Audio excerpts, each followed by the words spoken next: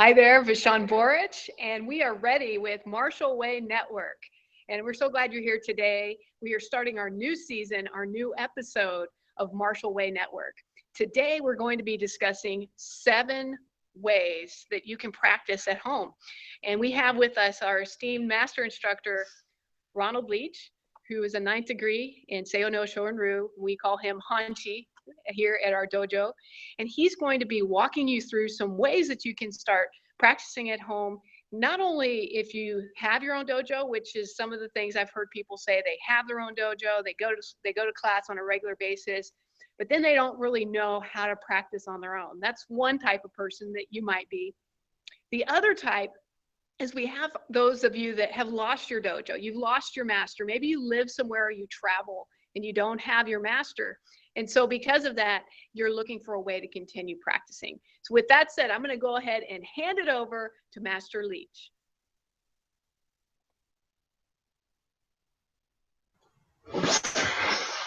Okay, good morning. Glad to be with you today. We're going to talk about the practicing at home issues. And when we looked at our questions, we had 2 basic questions. One was, can I learn karate at home on my own? And the second was, should I practice or how could I practice at home? So we're going to start dealing with those 2 issues. And the first thing is about learning karate online or by yourself. Now, there are certain instances, I suppose, that you could say, okay, learn karate in 5 easy lessons, get your black belt, and you're home free. Well, you all know, and I know from our own experiences, that this doesn't work. And what we need to do is to figure out what we can do and what we can't do online. So first of all, we need direct instructions, not just online, but direct instructions. It's impossible for us to learn online. I have tried to learn Tai Chi or something like this from books and online, and it just doesn't work. I'm quite experienced, and I've had a lot of experience in reading and watching videos, and many times I can glean the techniques out of these. But to take up something like Kung Fu, I would be incapable of taking Kung Fu and understanding it online. We need direct work with a qualified instructor, and we need to do this on a regular basis. You can't learn just online. The basic problem has to do with the basics of karate. And if you're a beginner and starting online, it would be totally impossible because you need to learn the very basics of the stances, the basics of the punches, the basics of the blocks. Now, when we deal with a punch, where does this punch start? How does it start? You know, you can watch online, but you really never know that if you are doing it correctly or not. When that punch comes out, you have to be able to take that direct line. You have to see it, and you have to see it on your own. And if you don't know anything about karate, you're incapable really of understanding and analyzing what you're doing online and how you're doing it. So if you're looking for a quick fix online and trying to bypass the instructor, you've got a big problem. We deal also with the stances, and to me, the whole basis of karate and probably all the martial arts is within the stances. If you have weak stances, everything else you build is going to be on weak technique. If your stances are good, if your stances are sound, then you know that you're going to start building on a good solid technique. To take a front stance, for example, is it the proper width? Is it the proper depth? And is your stance the proper height? Now, this makes sense if you're advanced in karate, especially if you're teaching. If you're teaching a martial art, when I teach, and invariably, the beginners are too narrow, too short, too high. And it's a real fight to get them to change that, to get into it. I think it's because essentially we're a little shy at first, and you're just, when you go in, you're kind of tucked in and you're not really sure what you're doing, and you're kind of looking around and you're not paying attention to really what you're doing, you feel so exposed. But once we get out of that rut and you start to work and your stances start to improve, then you're building your whole system on a good, sound, solid basis. Now, when we get into the blocks and punches and this sort of thing, the very basics and how to do these, there is so much detail in the information that an instructor should be able to give you. We need to give our students the ability to understand exactly why we chamber in a certain position.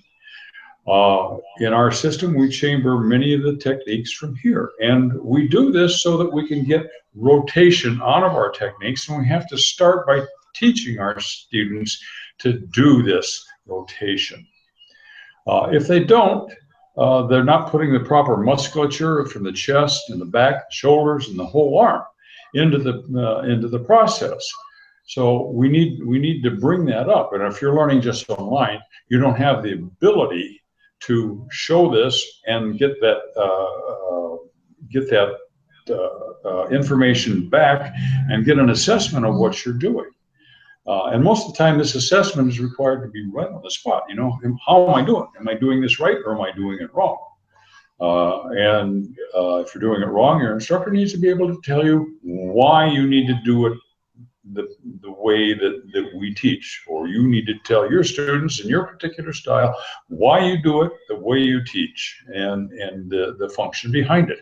This is most important.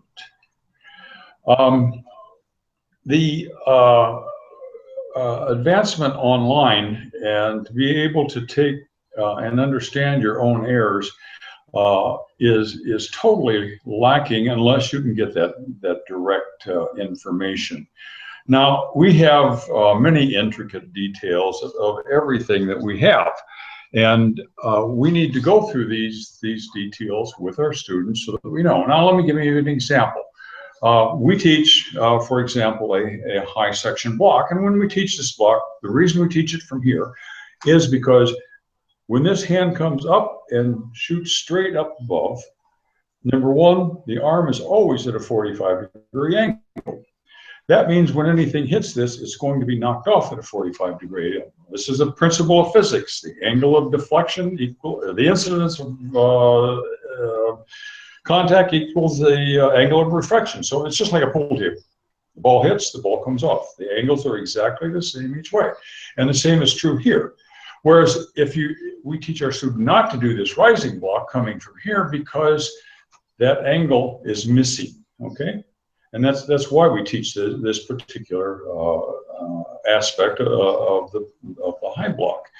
And because we are angling this off, and because we are keeping this elbow inside of our body, this is extremely strong. And I can take a very small teenage girl, and she can block me by using this technique, and I can take a very large male and I can defeat this rising block because of this. So that's why we teach what we teach and how we teach it. Now, the stances, another example. Let's take out of the stances. In most, in all of the Japanese styles and in some of the Korean styles, we use what we call a crescent step. The foot comes from back here, comes in close, touches, and comes back out. Well, what's the purpose in this? Well, the purpose is simple. That when you're in your stance, and I'm in a front stance, I know you can't see my feet, but that's not what's important. That when I come up in this crescent stance, you can see that my body has not raised, and I come out, I have kept my hips and my shoulders, and most specifically, my hips at the same level as I go through the technique. Now, if I don't do the crescent step, and I just stand up and come down, my body's moving up and down. Now, this does two things. Number one, it's your focus, that your eyes are moving up and down, and it's very difficult for you to really adequately focus on your target and know what that particular person is going to do or is doing or in the process. Number two, when I come up into this situation, I've taken my the point of gravity, which is just 2 inches below your belly button and in the middle of the body. And I have taken this up and I have raised it about 6 to 8 inches. Now, when I do this, this makes me extremely susceptible to being thrown. In other words, because of the higher center of gravity, I can be tipped over easily. But if I keep that low and I'm here, it's more difficult for me to be thrown or for someone to get in to throw me. And this is something that we can get this through online, but it needs to be practiced and it needs to be watched, because if you don't have an instructor coming over and giving you a critique on occasions about what you're doing and how you're doing it and the reasons why he needs or she needs to have you do this particular procedure a particular way, then the student is missing out. So if you don't have this and you can't get this online, especially in the beginning beginning belts, you aren't going to be able to produce an effective student. Now, I have another example, if I can borrow Master Borich here, of something that happened that, when you practice at home, and I did all the time, and I would go through techniques, and I would, there was a grabbing technique, and I brought the hand up like this, and when in the process of practicing, I thought, boy, I could really do a good throw with this. So I took this back to class. And when I did it, the student just tipped over and fell right on their back. It didn't work. And I had to figure out why. Well, it was a couple of belts later that this technique actually appeared in our curriculum. And I found out exactly why the person hit the ground. What I had learned is that I had a great technique to break the wrist, and I could develop a technique to do a flip of the opponent out of this with the appropriate kazushi, that is imbalancing, and the appropriate angle that I was taking this particular technique through, and the appropriate footwork. Now, those are three things that we should go through. Thank you. As you practice at home, and for me, this is almost a must. As you practice at home, you're going to start to memorize and develop your techniques. Now, this happens for a reason. If you do a kata once, you don't have it. If you do it 500 times, it gets burned into the circuits in your brain. And this is actually a physiological happening, that this information develops pathways into the brain to be done properly. So properly punching, properly blocking, properly doing a kata burns these things in, and pretty soon you can do all of your basic techniques with no problem at all. The first instructor, the time I went to a seminar, and it was the instructor that was the head of our association at the time, and I had just got my black belt, and he knew it, of course. He'd signed his certificates and all that, and he says, well, do you feel like a black belt? And the answer was, no, I didn't. I really didn't. I put that on, and nothing really changed.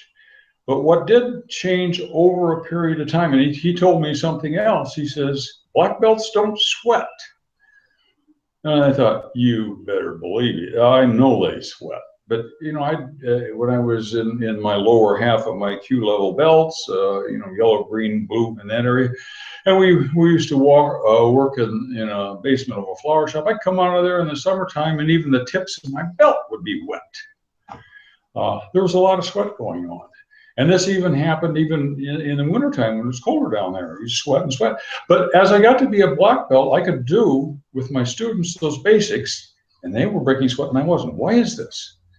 It was because through the continual practice and the continual redoing this, I had developed an efficiency through my techniques that it did not take me as much physical effort to do the same technique as it did a beginning student. So I had something going there that eventually, if you practice enough, you too will find that you will have. Now, many of you may, probably if you're instructing students, you probably already have this efficiency in doing your techniques and can do them without any thought. You could probably instruct the students while you do the basic techniques on themselves and not even think about what you're doing. So when we practice at home, we practice to learn, and then we take this back to the dojo. And many times I would practice a technique at home, and I would go back to the dojo, and because I've been visualizing it in a certain way, I got my partner in front of me, he punched at me, I did the technique, and it didn't work. And it's because I had missed out something, or I practiced it wrong. But the fact that I was practicing at home, my instructor could walk up and change 2 things that I had missed within the technique, and all of a sudden, I could do it. But if I didn't practice, I would have forgotten the whole technique. And then I would have been struggling to remember it. I've been reading, I take notes all the time. I've been reading through the techniques, trying to figure out why it didn't work. And then I would have to relearn it there in the dojo and then figure it out and then have the instructor tell me. Same is true with kata.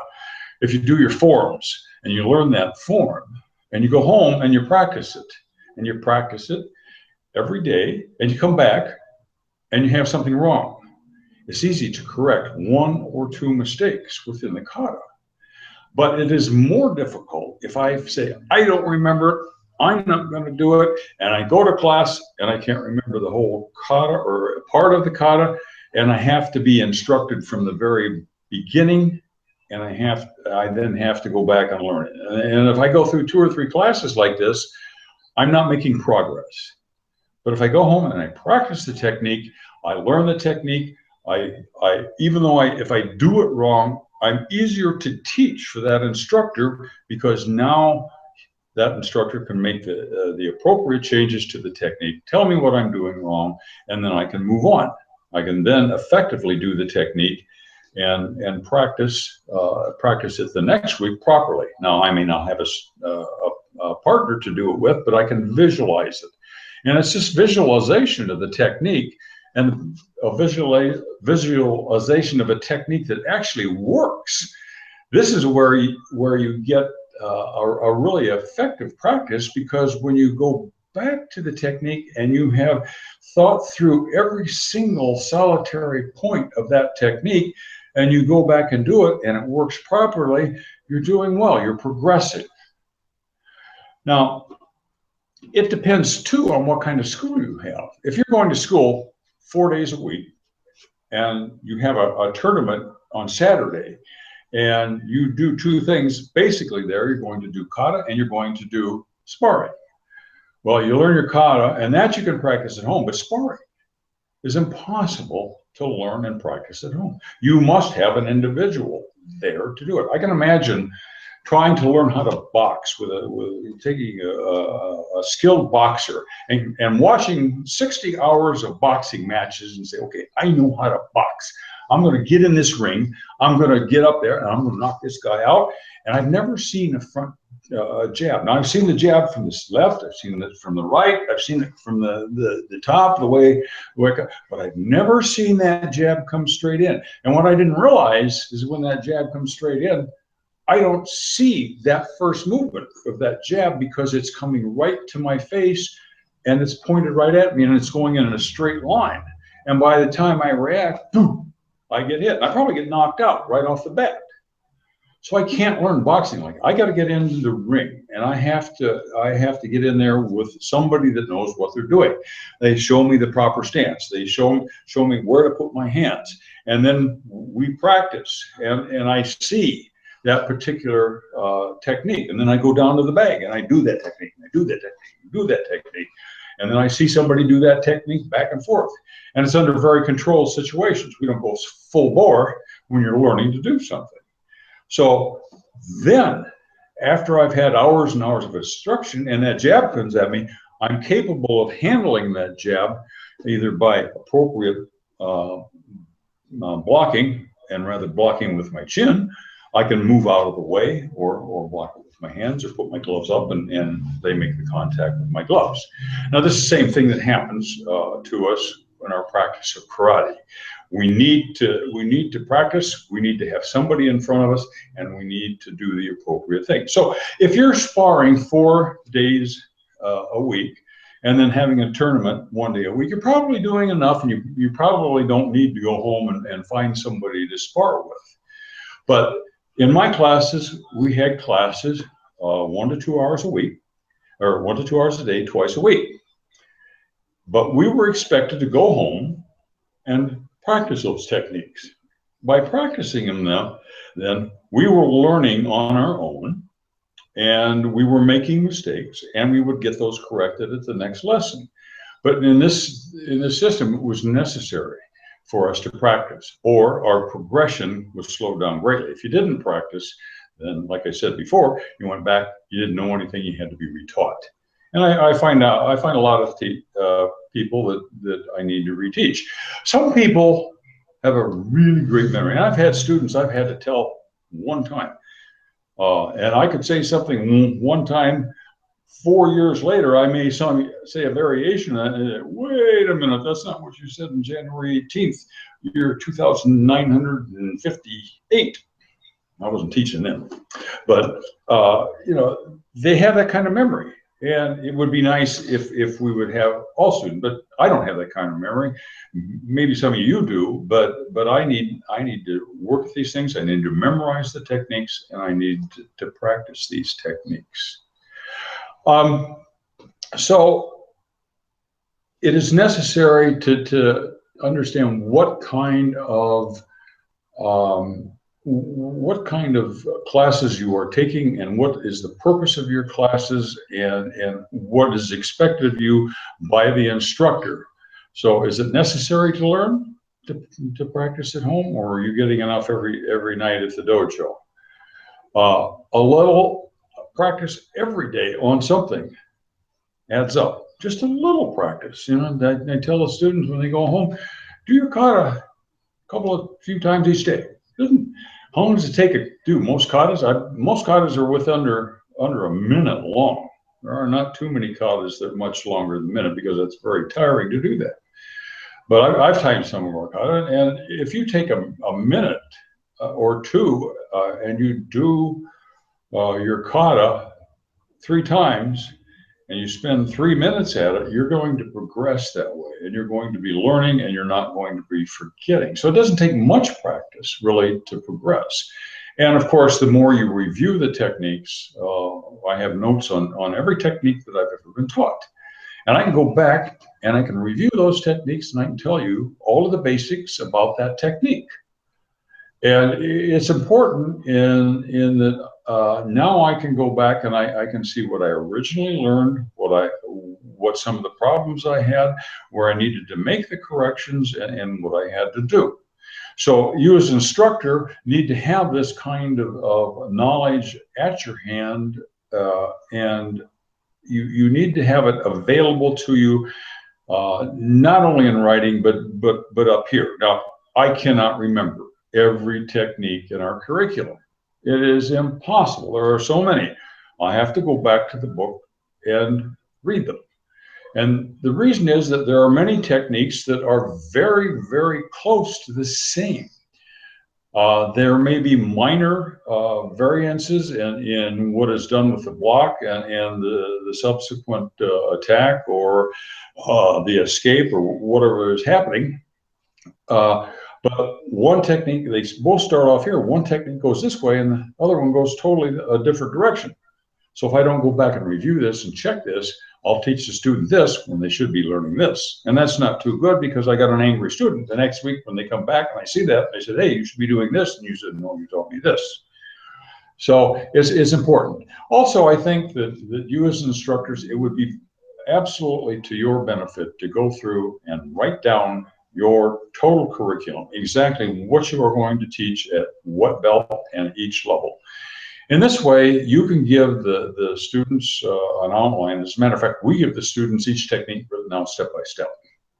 And it's in a book from first Q, or from 10th Q all the way up to 6th degree black belt, 6th Dan. There are techniques that far up, testable techniques and kata and different things in the program, and they're all written down. And there's no question when the student gets up to a brown belt that the program is going to change. It hasn't changed. It hasn't changed since I took it, and it's not going to change as they take it. It's written down. It's in stone as far as they're concerned. Do we make occasional change? Yes, we do. Most recently, we took 2 katas. One, it was a Q level, and the other was a 3rd degree black. And we flipped it. Now, there's a reason that we did that. And part of the reason was an earlier introduction to white crane in the Shorinbui system. And the second was were 2 kata that were very closely related. And we wanted, my instructor wanted those 2 closer together so that information and learning of those 2 kata were more confined to the program and not split so far apart. So visualization in practice is the basis of solo practice at home, and it's an extremely important, at least to me. This is how I remember techniques, because I had burned them into those circuits and burned them in, and they come back much easier when I go to the book and I read them. And I have absolutely no trouble doing the techniques once I know which technique we're discussing. Now, one other question that came up is learning over the internet. Now, in this digital age, this is a possibility. It's a possibility only if the person is well based in their basics. I could take a black belt, for instance, that had lost an instructor and wanted to go on, but lived 200 miles from here and can't make it down two times a week for hours of instruction. And it is possible to teach techniques across the internet. We can video them, we can show them, but this must be an advanced student. A beginner, absolutely not. It just cannot happen. There is just too much information for a beginner to learn. Advanced, yes, and the biggest thing is but they must have a regular face-to-face meeting with us as the instructors, you and I.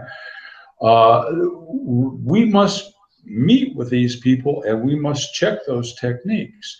Now, when we do this, we're looking at the amount of force used to do the technique. What is the angle that we're going to? Does it change in from one angle to a rotary motion? What is the footwork in this technique? And how does all that to fit together to form an appropriate and proper and effective technique? So we need to meet with that student, go through that information with a series of things that we have given across over the internet, and then we can expect that person to go through to continue to instruct themselves, to practice, and give them more information, and then bring them back to re-instruct. So if it's halfway around the world, I can do it if you're willing to make the flight once a month, but that's a lot to be asked. If you live 200 miles from here and can make it down once a month, or whatever the distance you're willing to travel for once a month, or whatever we agree on, then we can do an effective program for you. The other thing is, especially to all of you black belts out there, I think the best thing and most effective thing you can do is teach. Okay? Teaching gives you more information. Personally, I learn things from my beginning students. Even now, a student will ask a question or do something. You know, I get this student that foils techniques those are the people I really learn from. But I learn from my students, and I learn by teaching, and I learn by reviewing the information on a continuous basis, and I learn by that student instructing me as they learn. And that's perhaps the most rewarding and the best thing that ever happened. So when you teach, it's actually one of the most selfish things you can do in the martial art, because you get more out of it than you actually put into it. And that's a great thing. So with that, I have finished. I don't know if I covered exactly what Master Boric said, but that's what you got. Thank you. Have a good day.